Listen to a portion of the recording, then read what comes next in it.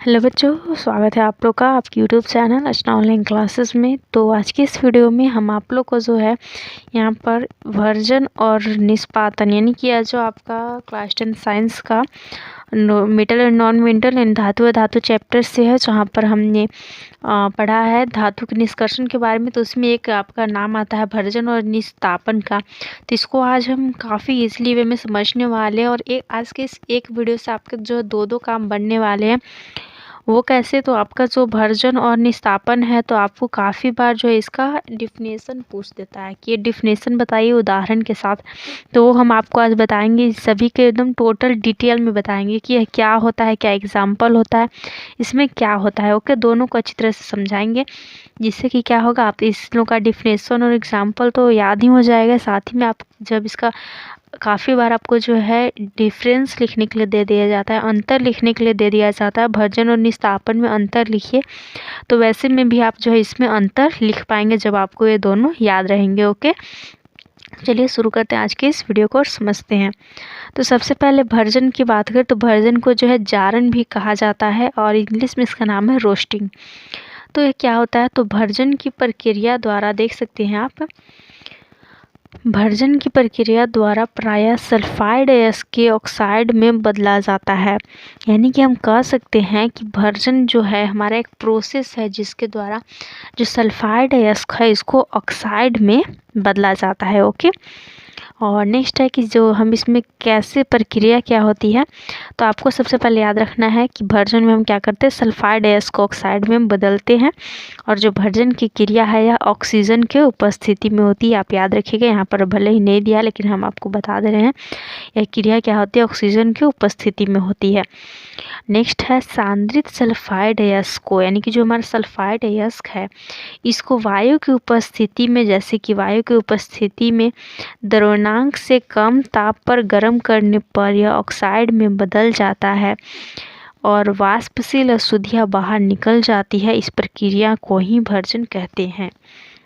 इनकी देखिए साफ साफ आप एग्जाम्पल से समझ सकते हैं। यहाँ पर देखिए क्या हो रहा है, हम ले रहे हैं जिंक सल्फाइड यानी कि ZnS और प्लस में हम O2 कर रहे हैं, यानी कि ऑक्सीजन के साथ इसकी उष्मा की उपस्थिति में गर्म कर रहे हैं।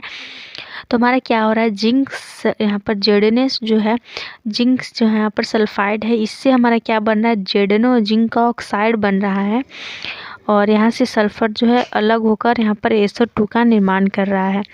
यानी कि यहाँ पर क्या हो रहा है कि सांद्रित सल्फाइड जो अयस्क है, हमारे सांद्रित सल्फाइड अयस्क है, यह वायु की उपस्थिति में यहाँ पर इसको गर्म किया जा रहा है तो यह ऑक्साइड में बदल जा रहा है और जो वाष्पशील अशुद्धियाँ हैं जैसे कि SO2 यहाँ पर जो है अशुद्धि के रूप में बाहर निकल जा रहा है। और यह जो पूरा ये प्रोसेस हुआ इसी को हम लोग कहते हैं वर्जन यानी कि जारन या फिर रोस्टिंग।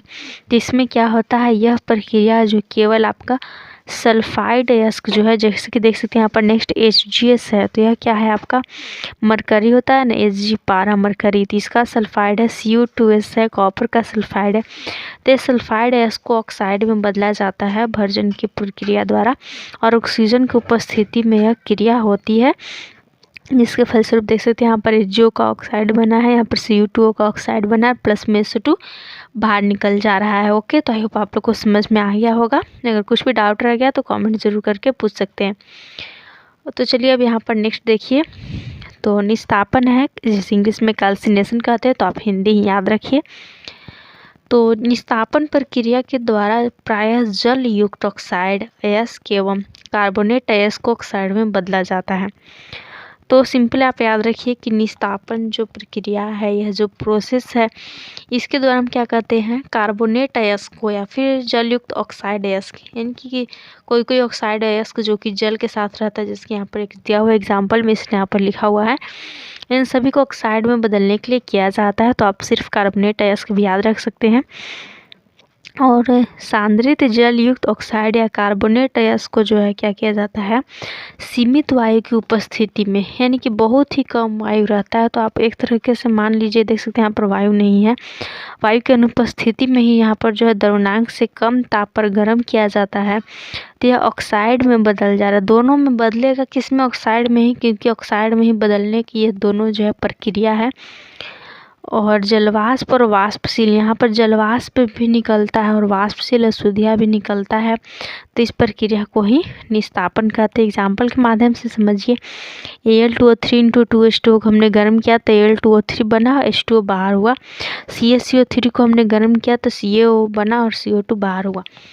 यानी कि यहाँ पर हमने क्या किया, CaCO3 यह कार्बोनेट है, इसका कैल्शियम कार्बोनेट, इसको हमने लिया, वायु की अनुपस्थिति में गर्म किया, हमारा ऑक्साइड में बदलना है, इसमें भी ऑक्साइड में बदल रहा था, CaO ऑक्साइड में बदल दिया, बाहर निकाल दिया, क्या बचा, CO2 निकाला। यहाँ पर Al2O3 बना, ऑक्साइड बना और बाहर कौन निकला, H2O। तो इस तरह से हमारे निस्तापन की प्रक्रिया हुई और यह हुई भर्जन की प्रक्रिया। तो आई होप आप लोग को समझ में आ गया होगा। तो जब हमने जितना समझाया, अगर आपको समझ में आ गया होगा तो आप भर्जन और निस्तापन को लिख सकते हैं, यहाँ पर डेफिनेशन के साथ लिख सकते हैं, एग्जाम्पल के साथ लिख सकते हैं। अंतर की बात है कैसे लिखेंगे, तो आपको हमने भी बताया। अंतर आप ऐसे लिख सकते हैं कि भर्जन के द्वारा सल्फाइड अयस्क को ऑक्साइड में बदला जाता है, और निस्तापन में लिख सकते हैं कि इसके द्वारा कार्बोनेट अयस्क को ऑक्साइड में बदला जाता है। यह ऑक्सीजन की उपस्थिति में होता है, यह ऑक्सीजन की अनुपस्थिति में होता है।